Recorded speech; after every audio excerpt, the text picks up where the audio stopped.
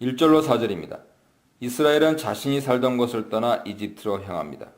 그에게 속한 모든 것을 가지고 떠납니다. 여기에는 사람뿐 아니라 재물도 포함됩니다. 그가 떠난 것이 어딘지 언급되고 있지는 않지만 창세기의 이전 35장 37장 등을 연결하면 헤브론입니다. 이스라엘은 이집트로 가는 길에 브엘세바에 들립니다. 거기에 멈춘 이유는 그곳이 자신뿐 아니라 조상들의 하나님 경험에 대한 많은 기억이 남아있기 때문입니다. 그는 브엘세바에 도착해 자신의 아버지 이삭의 하나님께 희생제사를 드립니다. 그가 희생제사를 드린 곳은 아버지 이삭이 쌓았던 제단이었습니다. 그날 밤 이상 중에 하나님께서 이스라엘에게 나타나십니다. 하나님 나타나심은 이스라엘이 드린 제사에 대한 응답입니다. 하나님은 야곱의 이름을 2번 부르십니다. 사람 이름을 2번 불러 만나신 것은 구약성경에 창세기 22장 11절, 출애굽기 3장 4절, 사무엘상 4장 10절 등 몇 번 등장하지 않습니다. 이런 특별한 경험은 야곱의 계시 사건을 동일한 상황을 경험한 다른 사람들의 것과 연결져 생각하게 하는 것이죠. 특별히 하나님이 야곱이라는 옛 이름을 부르십니다. 그것은 새 이름과 약속을 주시기 전 과거의 야곱을 기억하게 하신 것이죠. 여기에서 이스라엘이 야곱이라고 불린 후 창세기 저자는 줄곧 그의 이름을 야곱이라고 칭합니다. 이런 호칭에는 민족으로서의 이스라엘과 개인으로서의 야곱의 의미가 불가분 관계가 있음을 보여주죠. 야곱이 내가 여기 있나이다 대답할 때 하나님은 야곱에게 약속 말씀을 주시죠. 하나님은 자신을 네 아버지 하나님이라고 소개하십니다. 창세기 21장 33절에 보도된 바 같이 아브라함이 브엘세바에서 불렀던 엘올람, 영원하신 하나님을 떠올리게 하면서 야곱이 라반 집에서 계시 경험을 할 때 하나님이 자신을 베델의 하나님, 베델의 엘이라고 소개하신 것을 떠올리게 합니다. 무엇보다 네 아버지 하나님, 네 아버지 엘이라는 소개는 야곱이 지금 만나고 있는 하나님이 이삭이 만났던 하나님과 동일한 분이라는 사실. 야곱의 아버지 이삭의 하나님이 말씀하시는 내용은 이삭 때와 달랐습니다. 지금의 야곱과 비슷하게 이삭이 기근을 만나 그랄 땅에 갔을 때 하나님은 그에게 나타나셔서 이집트에 내려가지 말고 내가 내게 지시하는 땅에 거주하라 말씀하셨습니다. 그런데 동일한 하나님께서 지금 야곱에게 이집트로 내려가기를 두려워하지 말라 말씀하십니다. 여기서 우리는 이집트의 이중적인 의미를 생각할 수 있죠. 이집트는 종살이 땅으로 기억되지만 경우에 따라선 임시 피난처입니다. 하나님은 야곱에게 축복의 약속하십니다. 내가 거기서 큰 민족을 이루게 하리라. 이 약속은 자신과 조상들에게 해주신 이전 약속을 생각나게 하죠. 이 약속이 언급된 거기서라고 하는 것은 이집트에서의 장소의 의미를 생각할 때는 출애굽 역사를 전망하게 하는 것이죠. 4절에서 하나님은 3가지 약속을 더하십니다. 먼저 하나님이 야곱과 함께 이집트로 내려가겠다 하신 것입니다. 이러한 하나님 모습은 이방 땅 이집트에서 요셉과 함께 하셨다는 데서 이미 여러 차례 증명되었습니다. 다음으로 하나님이 반드시 그를 다시 올라오게 하시겠다는 것입니다. 여기서 야곱은 개인만을 나타내지 않습니다. 이 약속을 야곱 개인의 생애와 관련시킨다면 야곱의 아들들이 그의 시신을 메어다가 막벨라 굴에 장사한 것을 가리키죠. 하지만 이 약속은 야곱 개인의 삶을 넘어서 이스라엘 민족 역사에서 이루어질 약속의 의미입니다. 이 약속은 야곱의 아들들이 큰 민족을 이루어서 가나안 땅에 올라오게 될 출애굽 사건을 예견하게 합니다. 뿐 아니라 이 약속은 약속의 땅으로의 귀환이라는 새로운 출애굽을 기대하고 희망하는 포로민들에게 자신들을 위한 약속으로도 이해할 수 있지요. 마지막으로 하나님은 그의 아들 요셉이 그의 눈에 손을 얹게 될 것이다 말씀합니다. 단순히 요셉이 야곱의 눈을 감기는 것만 의미하지 않고 그가 이후의 삶을 걱정하지 않아도 될 만큼 요셉이 그를 잘 돌볼 것이다라는 의미입니다. 이런 약속들은 야곱이 힘있게 이집트로 내려갈 수 있게 하였습니다. 5절로 7절입니다. 브엘세바 계시 경험 이후에 야곱은 브엘세바를 떠납니다. 야곱의 아들들은 야곱과 자신들의 처자들을 수레에 태웁니다. 야곱의 아들들은 다시 이스라엘의 아들들이라 부릅니다. 이것은 출애굽의 당사자가 된 백성 이스라엘 자손 암베네 이스라엘을 연상시키죠. 출애굽기 1장 9절을 보십시오. 야곱의 이야기는 야곱 가족사를 넘어서서 이스라엘의 민족사가 됩니다. 이스라엘 아들들은 가축과 자신들이 가나안 땅에서 얻은 재물을 함께 가지고 갑니다. 야곱과 그의 모든 후손이 함께 내려가는 것이죠. 야곱의 이주는 야곱에게 속한 모든 것이 이집트로 이동하고 있는 것입니다. 7절은 이전 내용을 요약합니다. 7절을 직역하면 그는 그의 아들들과 그의 아들들의 아들들, 그의 딸들과 그의 아들들의 딸들, 그리고 그의 모든 후손들을 이집트로 함께 데리고 갔다. 여기서 야곱 가족 구성원들에 대한 여러 명칭이 등장하는데 그의 아들, 딸들뿐 아니라 그의 손자, 손녀들도 언급되죠. 이들의 이름은 야곱 후손 명단이 기록된 다음 단락에서 확인할 수 있습니다. 이 문단에서는 야곱 가족 70명, 라헬 자손과 유다의 아들들, 그리고 족보와 여인들에 대해서 묵상해 보시기 바랍니다. 8절로 18절입니다. 애굽으로 내려간 이스라엘 가족 이름은 이러하니라. 출애굽기 1장 1절과 일치합니다. 이스라엘 가족이라고 번역된 히브리어 표현 베네 이스라엘은 이스라엘의 자손들을 가리키지만 나아가 이스라엘 민족이지요. 가장 먼저 레아에게서 난 자손들이 언급됩니다. 그 중에서도 맏아들 르우벤이 제일 먼저 등장하지요.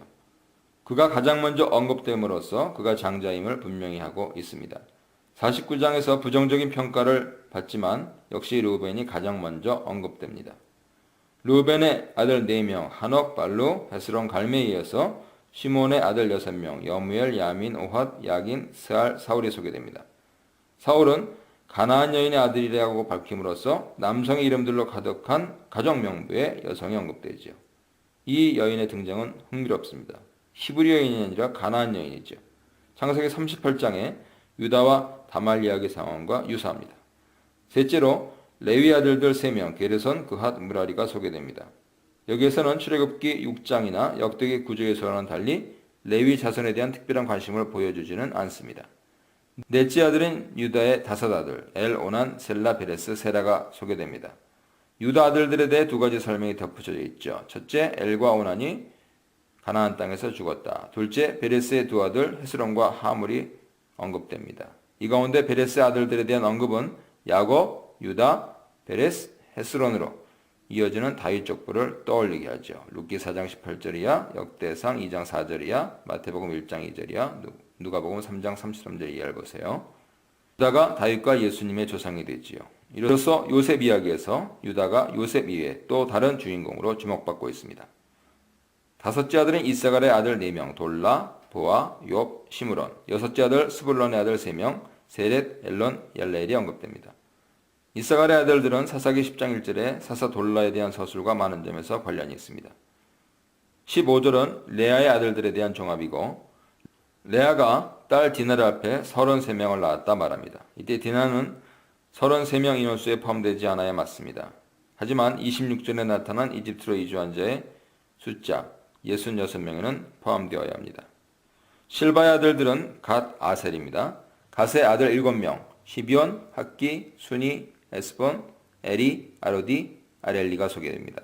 아셀의 아들 4명 임나, 이스와, 이스위, 브리아가 소개되죠. 특별한 점은 아셀 아들들의 누이 아셀의 딸로서 세라가 소개된다는 점입니다.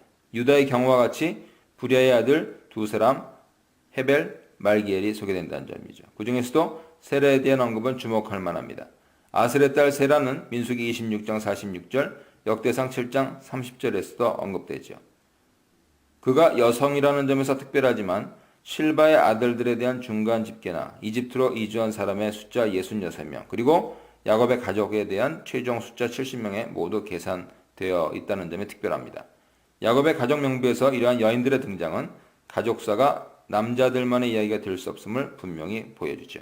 특히 5명의 여인들이 등장하는 예수님 족보를 참조하십시오. 18절 중간 집계에선 실바가 야곱에게 모두 16명을 낳았다고 합니다. 19절로 25절입니다. 라헬은 특별한 위치를 차지하고 있죠. 요셉 이야기의 발단 전개는 라헬 아들들에 대한 야곱의 특별한 사랑 때문이었습니다. 이러한 라헬의 특별한 위치는 가족 명부에서도 드러나죠. 19절은 이전의 서술 방식을 벗어납니다. 22절에 통상적인 중간 집계가 있기 전에 19절에서 이미 라헬에 대한 언급이 나타나죠. 라헬은 특별히 야곱의 아내 에셰트 야하컵이라고 언급됩니다. 이러한 호칭은 야곱의 다른 아내 레아, 실바, 비라에게서는 나타나지 않는 특별한 것이죠. 19절에서 라헬의 아들 요셉과 베냐민을 소개한 후에 20, 21절에서 요셉과 베냐민의 아들들에 대한 언급이 나타납니다. 요셉은 온의 제사장 보디베라의 딸 아스나드에게서 2명의 아들 므낫세와 에브라임을 두었고 베냐민은 10명의 아들을 두었습니다. 벨라, 베겔, 아스벨, 게라, 나아만, 에히, 로스, 뭇빔, 훗빔, 아렛입니다. 특별히 베냐민이 10명의 아들을 두었다는 사실은 그의 나이에 대한 논란을 고려할 때 납득이 쉽지가 않습니다. 이러한 점은 5명 아들과 손자들을 언급하고 있는 역대상 8장 1절 이하나 베냐민 아들들과 손자들을 소개하고 있는 민수기 26장 38절 이하의 답변으로 가능할 수 있습니다. 라헬이 야곱에게 나눠졌으니 모두 14명이었죠. 는 한 명의 아들 후심이 있었고 납달리는 4명의 아들 야스엘, 구니, 예셀, 실렘이 있었습니다. 25절 중간 집기에는 비라가 야곱에게 모두 7명을 낳았다고 합니다. 26절로 27절입니다. 야곱 일가의 이집트 이민자 보도에 대한 결론은 이중적입니다. 먼저 가나안 땅에서 이집트로 들어간 자의 수가 소개됩니다. 야곱과 함께 이집트에 들어간 자의 수는 며느리 외에 66명입니다. 여기에는 야곱이 포함되지 않고 있습니다. 이들은 모두 야곱의 몸에서 난 자들이고 야곱 혈통을 가지고 있는 사람들입니다. 하지만 27절에서 또 한 번 결론적인 언급이 나타납니다. 그것은 이집트에 거주하게 된 야곱 가족의 수에 대한 것이죠. 야곱 집사람으로 이집트에 이른 자는 모두 70명입니다. 야곱 일가의 총수로서 70이라는 숫자는 여러 곳에서 발견되죠. 출애굽기 1장 5절, 신명기 10장 22절 보세요. 이러한 야곱의 가족 명부는 민수기 26장 역대상 1장으로 9장의 야곱 가족에 대한 소개와 연결됩니다. 이렇게 70이라는 숫자로 귀결되는 야곱 일가의 이집트 이주는 족장사와 출애굽 역사를 연결할 뿐만 아니고 오경과 나아가 역대기까지 연결고리 역할을 합니다. 야곱 가족의 총수 70은 열방 숫자 70과도 연관되어서 족장사를 이스라엘 시각에서만 보지 않고 세계사적이고 보편사적인 관점에서 우주적인 관점에서 바라보도록 유도하고 있습니다. 먼저 28절로 34절입니다.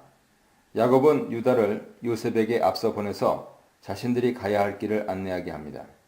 유다가 아버지 전령자로서 실제적 장자 역할을 하는 것이죠. 야곱의 그를 발탁한 이유는 유다가 가족들이 생존하고 다시 만나기 위한 과정에서 위기 봉착 때마다 감동적인 발언을 함으로써 문제를 해결했기 때문입니다. 이제 온 가족의 상봉을 눈앞에 두고 야곱은 위기 해결사 역할을 했던 유다를 보냈던 것이죠. 야곱 일행은 요셉의 도움으로 마침내 고센 땅에 도착합니다. 요셉은 위용 있는 수레를 타고 고센으로 올라와서 그의 아버지 이스라엘을 맞이합니다. 서로 만나자 목을 끌어안고 옵니다. 야곱과 에서가 20년 만에 상봉하는 장면을 연상하실 수 있죠. 야곱, 에서는 형제 만남이지만 이제 부자가 23년 만에 만나서 감격의 눈물을 흘리고 있습니다. 이스라엘이 요셉에게 말합니다. 내가 지금 죽어도 좋다. 이유는 살아있는 요셉을 보았기 때문이지요. 요셉이 죽은 줄 알고 극도의 슬픔 가운데 빠졌던 야곱. 그래서 오직 죽고자 하노라 했던 야곱이 이젠 죽을 수 있다로 바뀌어 있습니다. 요셉은 자신의 아버지 가족들을 만나서 그들이 고센 땅에 정착해 안전히 살 수 있는 그러한 방안을 마련합니다. 형들과 그의 아버지 집안 모든 사람들에게 파라오에게 가서 가족들의 도착 소식을 알릴 테니 그를 아련하고 직업이 목축하는 사람들이라 양, 소 모든 소유를 이끌고 이집트로 들어왔다. 그렇게 대답하라고 합니다. 요셉은 가족들에게 우리나 조상들이 모두 어렸을 때부터 목축하는 사람이었다. 이렇게 대답을 하라고 하는데 그러면 고센 땅에 살 수 있을 것이라고 합니다. 이유는 모든 목자들이 이집트 사람들에게 가증함이 되기 때문이라고 덧붙입니다. 요셉은 자신의 아버지 가족들을 목축이라는 직업을 통해 고센 땅에 머물러 있도록 했습니다. 왜 그랬을까요? 바로 이집트 사람과 구별되어 살도록 하려는 그러한 목적이었죠. 이 구별됨은 출애굽 재앙 때 이스라엘을 구별하여서 살려내는 결정적인 역할을 합니다.